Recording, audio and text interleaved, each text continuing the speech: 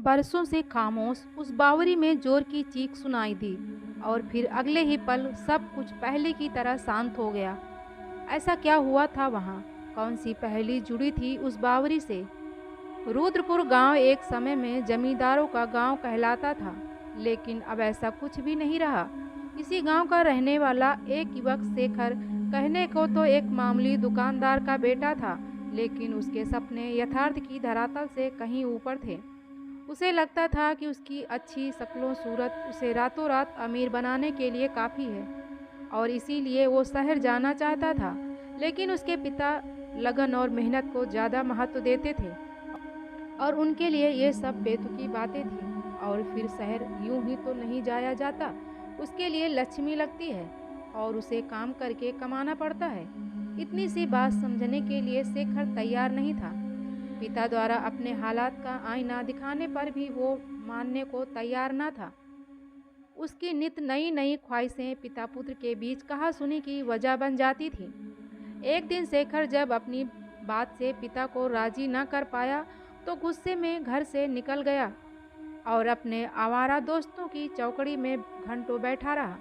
आधी रात हुई तो नशे की हालत में भी घर की ओर चल पड़ा। आधे रास्ते आकर उसने घर की बजाय पुरानी बावरी का रास्ता पकड़ लिया। वो चलता जा रहा था, लेकिन आसपास कहीं घर का नामो निशान नहीं था। थोड़ी दूरी जाने पर वो एक चबूतरे नुमा जगह पर पहुंचा, जिसके आसपास सीढ़ियां बनी थी और वो सीढ़ियां नीचे बनी बावरी तक जाती थी। गुस्से और नशे की हालत में उसे माँ बाप बहन किसी की भी सुध न थी। शेखर बावरी की उन सीढ़ियों पर जा बैठा। चांद की हल्की रोशनी में बावरी का पानी चमक रहा था और उसकी सतह पर एक सफ़ेद फूल भी तैर रहा था। बावरी के दूर दूर तक कोई नहीं था। शेखर ने देखा कि ये तो घर का रास्ता नहीं है, वो तो किसी और ही जगह जा पहुंचा। आंखें मलते हुए उसने इधर उधर नजरें घुमाई कि तभी बावरी की दूसरी ओर बनी सीढ़ियों पर एक खूबसूरत लड़की बैठी हुई दिखी, जिसे देखकर शेखर पलकें झपकाना ही भूल गया। दुधिया रोशनी भी उसके चेहरे की चमक से फीकी जान पड़ती थी। मंजरी आंखें, घुंघराले केस, छरछरा बदन, पंखुड़ियों से कोमल ओंठ अप्सराओं जैसे लग रहे थे। उस कंचन कामनी के बदन से लिपटा लाल रंग उसकी सुंदरता को चार चांद लगा रहे थे, जिसे देख किसी का भी मन बावरा हो जाए। कुछ देर तक तो शेखर उसे निहारता ही रहा और फिर उसका नशा भी काफूर हो चुका था। लगता है तुम भी मेरी तरह परेशान हो, अपने और उस लड़की के बीच पसरी हुई खामोशी को तोड़ते हुए शेखर ने कहा। नहीं, ऐसी तो कोई बात नहीं, पर तुम जरूर कुछ परेशान लग रहे हो। चाहो तो बता सकते हो सकता है कि मैं तुम्हारी कुछ मदद कर सकूं। उस लड़की ने आंखें मटकाते हुए कहा। एक परेशानी हो तो बताऊं। मेरे पिता को लगता है कि मैं किसी काम का नहीं, लेकिन वो क्या जाने कि मेरे जैसे सुंदर नौजवान की ज़रूरत इस गांव में नहीं बल्कि शहर में है। नशे की हालत में शेखर ने झल्ला कर जवाब दिया। और अगर मैं कहूँ कि तुम नाहक ही परेशान हो रहे हो, सब ठीक हो जाएगा, तो तुम क्या करोगे? इसमें क्या करना है? बाबा अगर मेरी पूरी बात सुन लें, वो भी मेरे लिए बहुत है। अगर ऐसा हो गया तो जो तुम कहो वो कर दूंगा। खुशी के मारे उछलते हुए शेखर ने कहा। ज़्यादा कुछ नहीं, बदले में बस वो फूल मेरे लिए तोड़ कर लाना है। मंजूर हो तो कहो। बस इतना याद रखना कि तुम्हारी चाहत पूरी होते ही देर मत करना। और हाँ, इस बारे में किसी से कुछ नहीं कहना। उस लड़की ने झाड़ियों की ओर इशारा करते हुए कहा, जो बावरी से थोड़ी दूरी पर ही था। बस इतना ही, वो तो तुम खुद भी ला सकती हो। ला तो सकती हूँ, पर वहाँ कुछ कटीले पौधे हैं जो मुझे चुभ जाते हैं। इतनी सुंदर स्त्री को कांटे चुभने भी नहीं चाहिए। मन ही मन ये सोचकर शेखर ने हाँ कर दी। और फिर इसमें हर्ज ही क्या था? अब तो शेखर ये जानने के लिए बेताब था कि उस लड़की की बात में कितनी सच्चाई है, और वो घर जाने के लिए लड़खड़ाते हुए उठ खड़ा हुआ। उस लड़की की कही बात सच हो या ना हो, लेकिन शेखर उसकी खूबसूरती पर मोहित हो अगले दिन फिर मिलने का सोचकर मन ही मन मुस्कुराता हुआ घर की ओर चल दिया। अगले दिन जब शेखर की आंख खुली तो अपने पास बाबा को बैठा देखकर चौंक कर उठ गया। मैं जानता हूँ कि तू मुझसे बहुत कुछ कहना चाहता है और इसीलिए आज मैंने तेरी माँ से कह दिया है कि जब तक मैं तेरी बात नहीं सुन लेता दुकान नहीं जाऊँगा। शेखर के बाबा ने उससे कहा। शेखर को अपने कानों पर यकीन नहीं हो रहा था, लेकिन ये सच था। उस दिन बाबा ने नाश्ता करते-करते उसकी बात सुनी, लेकिन तुरंत कुछ जवाब नहीं दिया, बस सिर हिलाकर रह गए। खैर शेखर को इसकी उम्मीद भी न थी, लेकिन जो भी हो, उस लड़की की बात तो सच हो गई थी और वादे के मुताबिक शेखर रात होते ही झाड़ियों के पास खड़ा था, उस फूल को तोड़ने के लिए। वो सफ़ेद फूल बहुत सुंदर था, जिसकी महक आसपास के वातावरण में फैली हुई थी। उस पौधे के पास सचमुच ही नुकीले कांटे थे, लेकिन शेखर ने डंडी की मदद से उन झाड़ियों को किनारे किया और जैसे तैसे एक फूल तोड़ने में कामयाब रहा। लेकिन मुड़ते समय एक नुकीला कांटा उसे गले के पास चुभने से खरोच आ गई और थोड़ा खून बहने लगा। वो फूल लेकर पलटा ही था कि उसने फिर से उस लड़की को सीढ़ियों पर इंतजार करते हुए पाया, जिसका अब तक नाम भी वो नहीं जानता था। उस लड़की ने बावरी के उस ओर से ही आंचल फैलाया और शेखर से फूल फेंकने को कहा। उसने वैसा ही किया।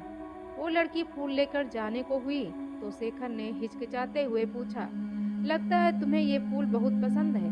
मैंने देखा कि तुम बावरी की पानियों के ऊपर तैरते हुए फूल को बड़े प्यार से निहार रही थी। वैसे तुम्हारा नाम तो मैंने पूछा ही नहीं। चंद्रा, उस लड़की ने अपना नाम बताया। शेखर और चंद्रा के मिलने का यह सिलसिला अब शुरू हो चुका था। शेखर के मन में शहर जाने की जिद जड़ पकड़ चुकी थी, लेकिन शहर जाने का उसका ये सपना अभी दूर था, क्योंकि वहां जाने के लिए पैसे की जरूरत थी। तो शेखर ने गांव में ही छोटा मोटा काम शुरू किया। उसकी माँ की भी तबीयत ठीक नहीं रहती थी।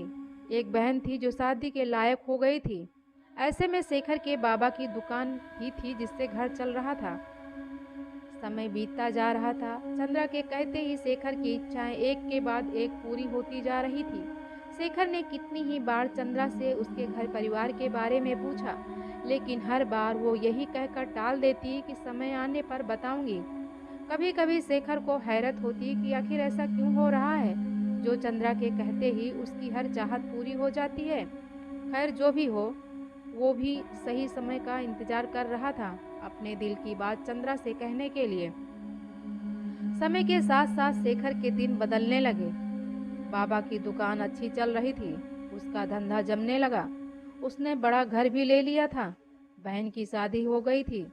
माँ की तबीयत सुधरने लगी और इधर जैसे जैसे शेखर के मन की मुरादें पूरी होती जाती, वो वादे के मुताबिक झाड़ियों से फूल तोड़ता और चंद्रा को लाकर दे देता था। ऐसा करने में उसके चेहरे तथा शरीर पर नुकीले कांटे अपने जख्म के निशान छोड़ते जा रहे थे। शेखर अपनी इच्छाओं और चंद्रा की वजह से अपने दोस्तों से दूर होता जा रहा था। आज रास्ते में पुराने दोस्त मिले तो वो शेखर को पहचान ही नहीं पाए, क्योंकि अपने सुंदर चेहरे पर घमंड करने वाले शेखर के चेहरे पर जगह जगह खरोच के निशान लगे थे। दोस्तों के तरह तरह के सवालों से बचने के लिए शेखर वहां से निकलने की सोचने लगा और फिर चंद्रा से किए वादों को पूरा करने के लिए उसे देर भी हो रही थी, सो वो ज्यादा देर वहां रुका नहीं। बावरी के पास पहुंचकर शेखर ने देखा कि चंद्रा अभी आई नहीं थी। वो भागकर फूल तोड़ने चला गया और हमेशा की तरह जब वो लौटा तो चंद्रा को इंतजार करता हुआ पाया। फूल देखकर चंद्रा ने उससे कहा, सुनो, मैं तुम्हें बताना चाहती हूँ कि अब तुम्हारी बस एक ही इच्छा पूरी हो सकती है, इसलिए सोच समझ कर ही कहना। ये तुम क्या कह रही हो? मैंने तो कितनी ही चीजें सोच रखी थी। शेखर तपाक से बोल उठा। तुम शायद भूल रहे हो कि लालच बुरी बला है। चंद्रा की बात सुनकर शेखर सोच में पड़ गया। कहते हैं ना कि इंसान की फितरत ही ऐसी होती है, जितना मिले कम ही लगता है। सो शेखर के लालच का भी और छोर दिखाई नहीं दे रहा था। कुछ देर सोचकर उसने कहा कि मैं तुमसे प्रेम करने लगा हूँ चंद्रा। जब भी मैं तुम्हारी इन बोलती आंखों को देखता हूँ तो लगता है कि मैं तुम्हें जानता हूँ। सच कहता हूँ कि मैंने तुम्हारे जैसी सुंदर स्त्री आज से पहले कभी नहीं देखी। मुझसे ब्याह कर लो। मैं दावे से कह सकता हूँ कि तुम्हारे लिए मुझसे बेहतर कोई नहीं हो सकता। मैं सुंदर हूँ, नौजवान हूँ, धन दौलत भी है मेरे पास, तुम रानी की तरह रहोगी। शेखर का आत्मवर्णन सुनकर चंद्रा खामोश ही रही, फिर कुछ सोचकर कहने लगी, पहले मैं तुम्हें एक कहानी सुनाना चाहती हूँ, फिर मैं तुम्हारे सवालों का जवाब दूंगी। ठीक है, खुश होता हुआ शेखर बोला। शेखर के हामी भरते ही चंद्रा ने कहना शुरू किया। कुछ साल पहले तक राजा महाराजाओं के वंशज आसपास के कई गांवों पर राज किया करते थे। उन्हीं में से एक थे रुद्रदेव। बहुत सालों बाद उनके घर औलाद हुई थी। रानी माला ने एक बेटी को जन्म दिया, जिसके जन्म पर रुद्रदेव इतने खुश हुए कि बेटी को देखने से पहले ही सब लोगों में मिठाइयाँ, सोने चांदी, कपड़े आदि बांटे गए। जब राजा ने अपनी बेटी को देखा तो उनकी सारी खुशियों पर पानी फिर गया। वो कन्या आशा के अनुरूप सुंदर न थी। सांवला रंग था और उसके चेहरे पर जगह जगह दाग थे। राजा रुद्रदेव ने इसकी कल्पना भी नहीं की थी। क्षण भर भी उन्होंने अपनी बेटी को दुलार तक न किया। धीरे धीरे रुद्रदेव को लगने लगा कि अगर उनकी बदसूरत बेटी को लोग देखेंगे तो इससे उनकी प्रतिष्ठा कम हो जाएगी। इसीलिए उन्होंने अपनी बेटी को कभी हवेली से बाहर न जाने दिया, कोई देख ना ले। इसलिए हवेली के पीछे उसका कमरा बनवाया गया और वहीं उसके लिए बावरी, बाग बगीचे भी बनवाए गए थे। हवेली की दासियां उसकी सेवा में रहने से आनाकानी करती, क्योंकि कोई भी उसका बदसूरत चेहरा हर समय देखना नहीं चाहता था। स्वभाव से मिलनसार होने के बावजूद उसकी कोई सखी सहेली न थी। पूरा दिन बगीचे में अकेली बैठी रहती थी। हाँ, उसे फूल बहुत पसंद थे। हर दिन वो एक फूल तोड़कर बालों में लगा लिया करती थी, जिसे देखकर दासियां मुंह बनाया करती। लेकिन राजकुमारी को कोई फर्क नहीं पड़ता था कि लोग उसके बारे में क्या सोचते हैं। रुद्रदेव ने तो अपनी बेटी से दूरी ही बना ली थी। एक बार जब वो गलती से सामने आ गई तो उन्होंने गुस्से में दासियों से कहा, कह दो इस काली चुड़ैल से मेरे सामने ना आया करे। ये सुनकर राजकुमारी इतनी दुखी हुई कि 3 दिनों तक अपने कमरे से बाहर नहीं आई। ऐसे ही समय बीतता जा रहा था। जब राजकुमारी विवाह योग्य हुई तो राजघरानों से उसके लिए रिश्ते आने लगे। लेकिन जैसे ही वो सामने आती, उसका बदसूरत चेहरा ही दिखाई देता था। किसी को उसका कोमल मन, साफ दिल नहीं दिखाई पड़ता। ऐसे में एक दिन रुद्रदेव के खास मित्र शंभुनाथ के बेटे राजीव का रिश्ता आया। राजकुमारी बहुत खुश थी। उसे ऐसा लगने लगा कि उसके दिन बदलने वाले हैं। अभी उसके भाग्य का सूरज अस्त नहीं हुआ और सचमुच उसके बाद सब कुछ बदल गया। शंभुनाथ अपने बेटे राजीव के साथ रुद्रदेव से मिलने आए थे। राजकुमारी अपने मन में कई तरह के सपने संजोए राजीव से मिलने गई, लेकिन अंदर चल रही बातचीत को सुनकर दरवाजे पर ही उसके पैर जम गए। शंभुनाथ अपने बेटे राजीव से कह रहा था कि ये रुद्रदेव बहुत ढीठ है। अपनी बदसूरत बेटी को किसी भी तरह हमारे गले बांधकर खुद उस काली चुड़ैल से छुटकारा पाना चाहता है। क्या कोई ऐसा रास्ता नहीं है जिससे हमें उसकी धन दौलत भी मिल जाए और वो बदसूरत भी मेरे गले ना पड़े? मैं उसकी शक्ल भी नहीं देखना चाहता।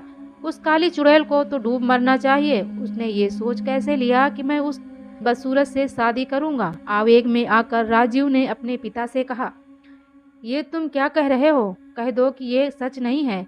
उन दोनों की बात सुनकर राजकुमारी से रहा नहीं गया और वो राजीव से पूछ बैठी। सामने राजकुमारी को देखकर पहले तो राजीव सकपकाया, लेकिन फिर उसने 2 टूक जवाब दे दिया। ये बिल्कुल सच है कि कभी आईने में देखी है अपनी ये सूरत? तुमने सोच भी कैसे लिया कि मेरे जैसा सुंदर युवक तुमसे विवाह करेगा? राजीव इतना कह ही रहा था कि रुद्रदेव भी वहां आ गए। राजकुमारी के सब्र का बांध टूट चुका था। उसकी आंखों में आंसू झलक आए। पहले पिता ने और अब राजीव की बातों ने उसके मन को बहुत दुखी किया था। जिस रंग रूप को लेकर सब चिढ़ाते थे, हंसी उड़ाते थे, वो उसकी खुद की उपज तो थी नहीं। विधाता ने उसे गढ़ा ही ऐसा था। आहत मन से उसने कहा कि अब ये चेहरा आपको कभी ना दिखेगा, और इतना कहकर वो अपने कमरे की ओर भागी। कुछ देर बाद बावरी से छपाक की आवाज आई। रानी की चीख पुकार सुनकर सब लोग उधर दौड़े। शंभुनाथ और राजीव ये सब देखकर चुपचाप वहां से निकल गए। रुद्रदेव जब बावरी के पास पहुंचे तो पता चला कि राजकुमारी ने उसमें कूदकर अपनी जान दे दी। किसी को उसके जाने का रत्ती भर भी अफसोस नहीं हुआ। रुद्रदेव मुश्किल से अपने कमरे तक पहुंचे भी न थे कि अचानक से पूरी हवेली में आग की लपटें उठने लगी और सब कुछ उसमें स्वाहा हो गया। राजकुमारी के आंसुओं की भारी कीमत चुकानी पड़ी। इस हवेली को इतना कहकर चंद्रा ने गहरी सांस ली। कुछ देर बाद चंद्रा ने शेखर से कहा कि लोगों का कहना है कि राजकुमारी अक्सर इस बावरी के आसपास आती जाती रहती है। मैं नहीं मानता, वैसे कौन शादी करेगा ऐसी बदसूरत से? मैं तो बिल्कुल भी नहीं करूंगा। कहते कहते शेखर की आंखों में घृणा के भाव तैरने लगे। अब तो मैंने तुम्हारी कहानी भी सुन ली, तो क्या अब तुम मुझसे ब्याह करोगी? शेखर ने आशा भरी नजरों से चंद्रा की ओर देखा। खुद को एक नजर देख लो तो कि तुम मुझसे ब्याह करने के लायक हो भी या नहीं, चंद्रा ने नजरें उठाते हुए कहा। चंद्रा के मुंह से ये बात सुनकर शेखर सकपका गया। बावरी की पानी में अपना चेहरा देखने के लिए झुका। अपने आप को देखकर शेखर सहम गया। उसके चेहरे पर कई तरह के जख्म पड़ चुके थे, कुछ से खून बह रहा था। जिस चेहरे पर उसे इतना घमंड था, उसे ही आज वो पहचान नहीं पा रहा था। अपनी अनगिनत इच्छाओं को पूरी करवाने की भारी कीमत चुकाई थी उसने। वैसे तुमसे एक बात और कहनी थी। इतना कहते कहते चंद्रा शेखर का दिया हुआ फूल अपने बालों में लगाने लगी। फूल लगाते ही उसका रंग रूप बदल गया। वो तो कोई और ही थी। चंद्रा का ये रूप देखकर सीढ़ियों पर बैठे शेखर के चेहरे की हवाइयां उड़ने लगी। उसके पसीने छूट रहे थे। तभी चंद्रा खड़ी हो गई। उसके केस हवा में उड़ने लगे। शेखर को इस तरह डरते गिड़गिड़ाते देखकर वो जोर जोर से हंसने लगी और अगले ही पल उसने दहाड़ते हुए कहा, मैं ही राजकुमारी चंद्रा हूँ राजीव, और ये वही बावरी है। बरसों से तुम्हारी इस याचना की प्रतीक्षा कर रही थी। तुम जैसे लोगों की फितरत कभी नहीं बदलती। अब शायद तुम्हें पता चले कि जब कोई किसी का चेहरा देखकर उस पर हंसता है तो कैसा महसूस होता है। एकाएक चंद्रा बावरी के उस पार से उड़कर शेखर के पास आकर खड़ी हो गई। उसके डरावने रूप को अपने इतने पास देखकर शेखर की बिग्घी बंध गई। इससे पहले कि वो भागने की कोशिश करता, चंद्रा के हाथों की मजबूत पकड़ से अपने आप को वो छुड़ा नहीं पाया।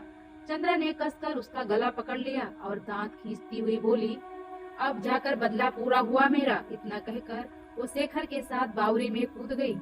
बरसों से खामोश पड़ी उस बावरी में जोर की चीख सुनाई दी और कुछ देर बाद सब पहले सा शांत हो गया। दोस्तों, ये कहानी आप लोगों को कैसी लगी कमेंट करके हमें जरूर बताएं। मिलते हैं आपको ऐसे ही एक नई स्टोरी में। तब तक के लिए बाय बाय, गुड नाइट।